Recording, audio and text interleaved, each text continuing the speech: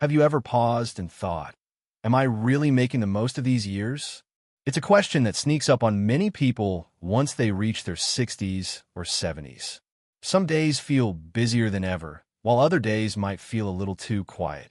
There's a strange balance between freedom and uncertainty, between having time and wondering how best to spend it. And the truth is, these years hold enormous potential. They can be some of the most rewarding, fulfilling years of your entire life if you choose to see them that way. This stage isn't about slowing down, it's about living differently, more intentionally, and making space for what really matters. I want you to picture something for a moment. Imagine yourself 10 years from now, looking back at today. Will you feel proud of how you used these years? Or will you wish you had done more, laughed more, traveled more, tried something new, or deepened the connections that make life rich? The reason this matters is because time, while it feels slower some days, keeps moving. And wasting these years is one of the biggest regrets older adults often talk about. But it doesn't have to be your story. In this conversation, we're going to walk through 6 powerful things you can do in your 60s and 70s to make sure you don't let these precious years slip through your fingers. Think of them as doors you can open, opportunities waiting for you to step through and rediscover not only the world, but yourself. And along the way, I'll share stories, examples, and simple steps that can help turn these ideas into action. Because knowing is one thing, but doing is what changes your life. The first door to open is your health. I don't mean in the dry sense of checkups and pills, though those matter too. I mean embracing your body as the vehicle that carries you through these years. Have you noticed how easy it is to say, oh, I'm too old for that, when it comes to exercise or even just a daily walk? But the truth is, your body often gives back exactly what you give it.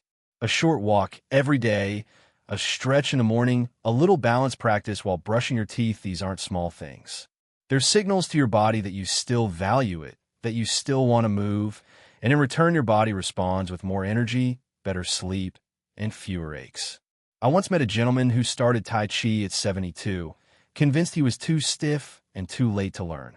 Within a year, not only was he moving with grace, but he said he felt more alive in his 70s than in his 50s. That's what happens when you stop telling yourself you're too old and start showing your body it still has purpose. But health is not just about the body. It's also about the mind. So many people fear the thought of memory loss or losing sharpness. And while no one can promise perfection, what we do know is that the brain, much like a muscle, thrives when used. Reading books that challenge you, learning a new language, even picking up a new hobby like painting or playing an instrument, these things literally spark new connections in your brain. You don't need to become a master or aim for perfection. The act of learning itself is the gift. Think back to when you were younger and learning was automatic: school, jobs, raising children. Now you get to choose what excites you, what you want to explore just for you. I often say, curiosity is the fountain of youth for the mind. As long as you're curious, you're alive in the deepest sense. That brings me to something many people overlook: relationships. Your 60s and 70s are not meant to be years of shrinking circles. They're meant to be years of deeper, truer connections. Maybe your family has grown, maybe some friendships have drifted, but this is the time to invest in people who matter and to open your heart to new ones. Loneliness is more dangerous than many realize. It can harm your health as much as smoking or a poor diet. But the good news is, building connection doesn't require grand gestures. A phone call to an old friend, joining a local group, or even chatting with neighbors more often can change your entire outlook. I knew a woman who joined a community choir at 68. She hadn't sung in decades, but she found not just music, but friendships that filled her days with joy. That's the power of saying yes to connection. So when we talk about not wasting these years, it really starts with these 3 anchors: caring for your body, keeping your mind alive, and nurturing relationships. They're the foundation for everything else. Without them, it's easy to slip into routines that feel safe but slowly drain the color from life. With them, you build the strength, clarity, and support to take on whatever else you dream of. Now, you might be wondering, all right, I get the point about health, mind, and relationships, but what else can I do to make sure these years truly count? That's exactly where we're heading next, because once you lay this foundation, the next steps open even bigger doors to living with passion, purpose, and joy.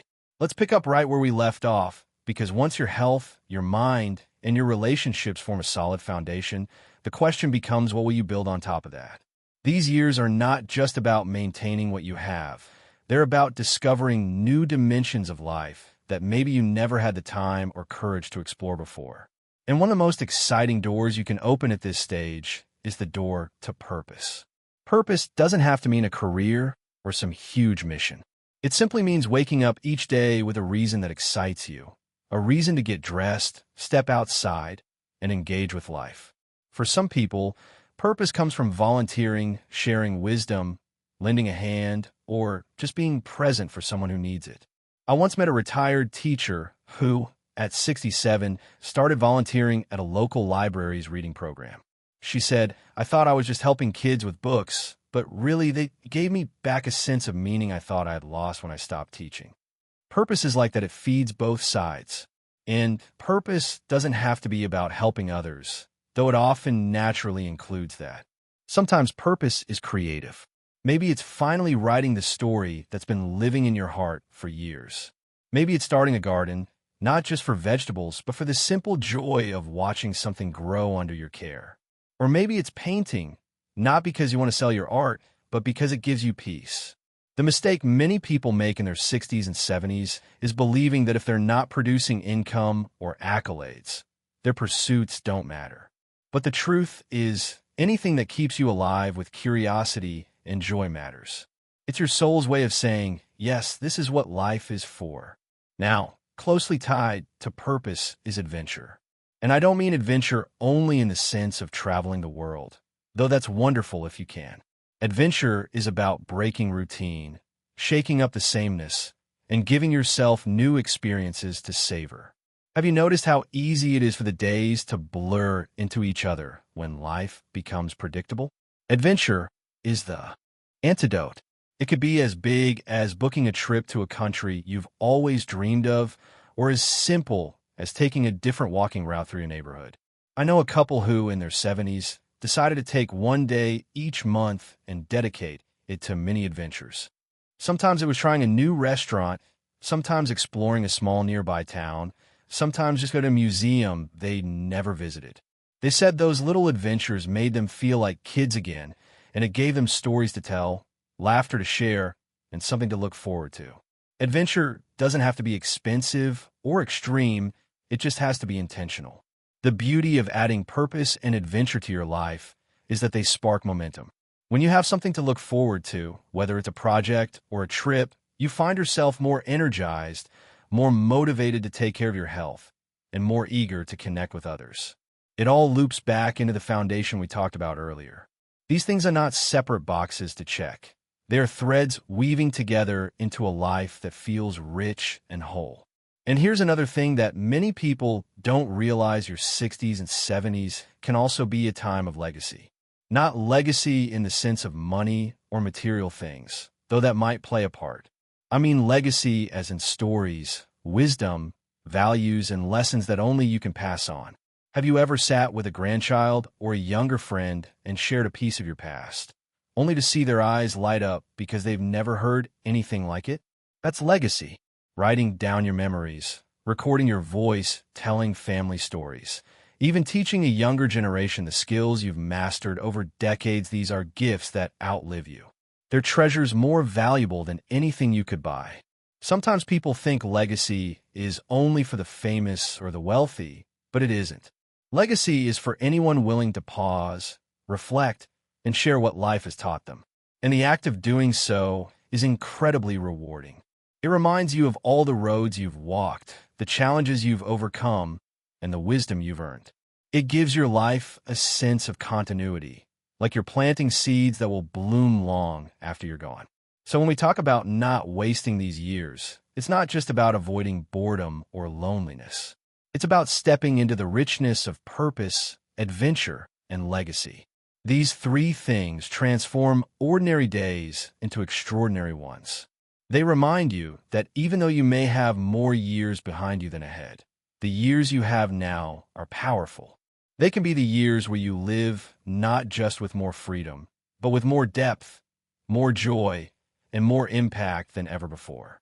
And as we continue, there's still more to explore, because living fully in your 60s and 70s isn't just about what you do for yourself or even what you pass on. It's also about how you experience each day, the little choices that create not just a life lived, but a life loved. And this is where it all comes together, because the real magic of your 60s and 70s often hides in the small, everyday choices that shape how you feel about life itself. You've built a foundation with health, with your mind, and with relationships. You've opened doors to purpose, adventure, and legacy. But there's one more layer that ties it all together, and that's presence. Learning how to truly live in the moment, to slow down enough to notice the beauty of an ordinary day, is one of the greatest gifts of this stage of life. Think about it. When you were younger, life was often about racing from one thing to the next, raising children, building careers, meeting deadlines. It was as if every day was a sprint towards some distant finish line. But now, these years give you the chance to savor, to breathe, to notice details you might have overlooked before. A morning coffee enjoyed without rushing. The sound of birds outside your window. The laughter of your grandchildren. These aren't small things, they're the fabric of life itself. Being present isn't about doing less. It's about experiencing more deeply. When you live in a moment, even the simplest routines can become joyful rituals instead of mindless tasks. Presence also teaches gratitude, and gratitude is like a secret key to happiness, no matter your age. Studies have shown that people who practice gratitude, just taking a moment to reflect on a few things they're thankful for, experience less stress, better sleep, and more joy. But beyond science, it simply feels good. Gratitude shifts your focus from what's missing to what's here, right now, in your hands. I once heard a man in his 70s say that every night before bed, he writes down 3 good things from his day, no matter how small. Sometimes it's just that I had a warm bowl of soup, he said, but it reminds me that I'm alive, I'm cared for, and I have something to smile about. That simple practice made his days brighter, and it's something anyone can try. Now, there's one more truth. We can't ignore these years also bring challenges. Health scares, loss, or unexpected changes can make it tempting to withdraw, to give up, or to feel like the best days are behind you. But here's what I want you to hold on to. Resilience is built in the choices you make today. Every time you choose to get back up after a setback, every time you decide to focus on what you can do instead of what you can't, you're strengthening that inner muscle. And resilience isn't just about surviving hard times, it's about continuing to thrive in spite of them. That's what allows you to keep embracing purpose, adventure, legacy, and presence, no matter what life throws your way. So let's pause and reflect. You've got 6 guiding lights for these precious years: caring for your health, feeding your mind, nurturing your relationships, embracing purpose, seeking adventure, and creating legacy. And woven through all of them is the practice of presence, of living with gratitude and resilience, moment by moment. When you put them together, you're not just filling your days, you're enriching them. You're making sure that when you look back, whether it's 5 years or 20 years from now, you'll smile and say, yes, I used those years well. I didn't waste them. The beautiful part is that none of this requires perfection. You don't need to exercise like an athlete, read 100 books, or travel across the globe. You don't need to write a memoir or volunteer every week. What matters is consistency, intention, and a willingness to step into life with an open heart. One small step at a time is enough to create a ripple effect that transforms how you feel each day. So let me leave you with this thought. Your 60s and 70s are not the closing chapters of your story. They are a brand new volume, filled with blank pages waiting for your pen. You've earned the wisdom, you've walked the long road, and now you have the chance to write with more freedom than ever before. Fill those pages with laughter, with courage, with love, and with memories worth holding on to. Because life isn't about the years you've lived, it's about the life you put into those years. And if this message resonates with you, I'd love for you to share your thoughts below. What's one thing you want to embrace more fully in your 60s or 70s? Your story might inspire someone else who needs a little encouragement today. And if you found this conversation helpful, don't forget to like this video and subscribe, because there's so much more we can explore together about living your best life at any age. Here's to making these years not just meaningful, but unforgettable. You still have so much to give, so much to experience, and so much to enjoy. Don't waste them. Live them. All right, let's carry the energy forward and bring this message to its natural close, because you and I both know these years are too precious to leave to chance. There's a quiet truth most people don't say out loud. Time feels different in your 60s and 70s. It's not that the days are shorter, but the awareness of how valuable each day is become sharper. And with that awareness comes a choice. You can let these years slip in a sameness, or you can decide, right here and now, to make them years that shine. Every morning when you open your eyes, you're being handed a gift, another chance to write a page in your story. What will you do with it? I want you to think back to the 6 things we've walked through together. Caring for your health, feeding your mind, nurturing your relationships, embracing purpose, seeking adventure, and creating legacy. These aren't lofty ideals reserved for someone else. They're within your reach right now. And the beauty is they're connected. When you nurture your body, you have the energy for adventure. When you exercise your mind, you sharpen your sense of purpose. When you build connections, you strengthen your legacy. And when you live with purpose, you naturally find gratitude in the present moment. One step fuels the next, and before you know it, your days are fuller, brighter, more meaningful. It's easy to think it's too late, that somehow the time for adventure, learning, or dreaming has passed. But let me tell you, I have seen people bloom in their 70s and even 80s in ways they never did when they were younger. I've seen women start businesses after retirement, men pick up instruments they had long set aside, grandparents write books for their families, and couples rediscover laughter and love through new experiences. Age doesn't shrink your possibilities, it changes the lens through which you see them. You're not chasing the future anymore, you're savoring the now. And in many ways, that makes these years the richest of all. There's another thing worth remembering. Joy doesn't have an age limit. Adventure doesn't either. Neither does love, or learning, or laughter. Don't let anyone convince you that these belong only to the young. They belong to anyone bold enough to claim them. And that includes you. So as you step forward, ask yourself, what's one small action you can take today to honor these years? Maybe it's calling someone you've been meaning to reconnect with. Maybe it's signing up for that painting class, or taking a walk in the park, or starting a gratitude journal. Maybe it's booking that trip you've been putting off, or finally writing down your family stories. Whatever it is, let it be something that fills your heart.